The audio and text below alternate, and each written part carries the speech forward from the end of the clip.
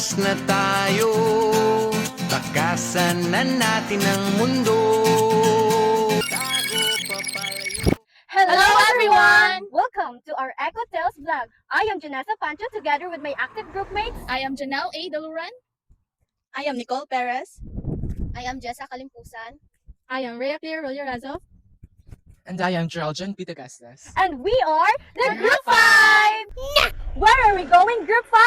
Exploring the natural resources. Natural resources are the gifts of nature like water, forest, soil, sunlight, wind, and more. These help us survive and keep our environment healthy and strong.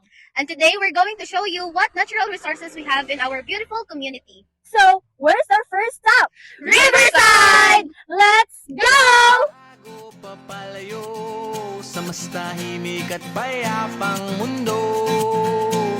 Umubulong ang hanging amihan at huni ng ibo.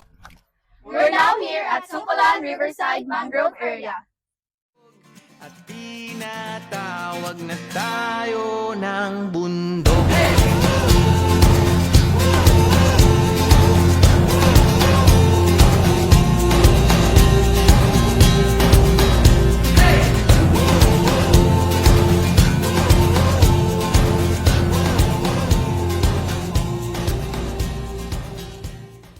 Here at Riverside Sungkulan in Dawis, we're surrounded by mangroves, one of the most important coastal ecosystems. Mangroves help protect our shores from strong waves, reduce flooding, and are home to many types of fish, birds, and crabs.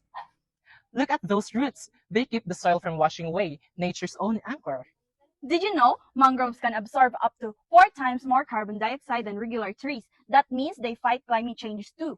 We should all do our part to protect mangroves. Here are some tips. Don't throw trash in rivers or shorelines. Support mangrove replanting activities. Educate others about their importance. Mayong buntag kuya, pwede mangutan ng anong importante ning mangrove? Ang mangrove gamit yan na day para sa mga isda nga ituganan sa mga isda. So sama sa gingon ni kuya no, importante jud ang mangrove kay makatabang kini sa puluyanan sa mga isda ug sa atong environment. Maraming tao tumiwalay at magtago sa maingay at malabong mundo. Group 5, where is our next stop? Sibukaw Beach! Let's go! And now we're here at Sibukaw Beach! Tara, let's! Bumubulong ang hanging habagat at hampas ng alon. Dumudulog at niyayakag na tayo ng karagatan.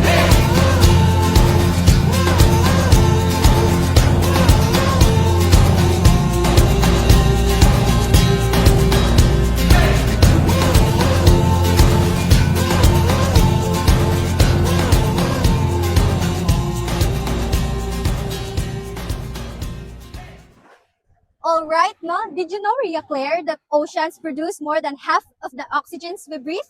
Wow. That's why keeping our waters pollution-free is so important. Not just for us, but for all living things. It's amazing, right? Yes! And reminder, guys, whenever we visit Sibukaw Beach, let's make sure to throw our trash properly and avoid using plastics that can harm the sea.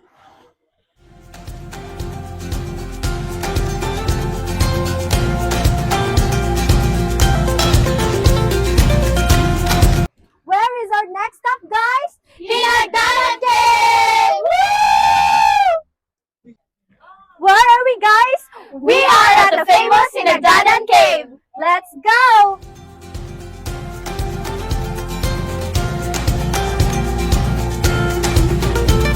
Nananabik ang puso kong masilayan ng takip silim na uuhaw ang kaluluwang makita ang bukang liwayway. Here's a fun fact. Did you know that Hinagdanan Cave was accidentally discovered by a farmer? He was clearing his land and found a hole. Out of curiosity, he threw a stone inside and was surprised to hear a splash of water. That's how this amazing place was found. And did you know the water inside the cave is actually brackish, which means it's a mix of fresh water and seawater.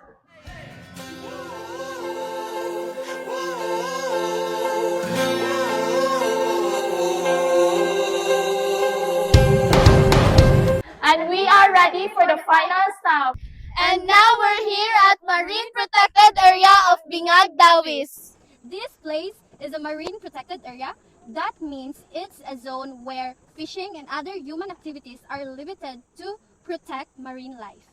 It is also a safe home for fish, sea turtles, coral reefs, and many other sea creatures. Reminder guys, support ecotourism and avoid throwing trash in the ocean. Even small plastic waste can harm marine life.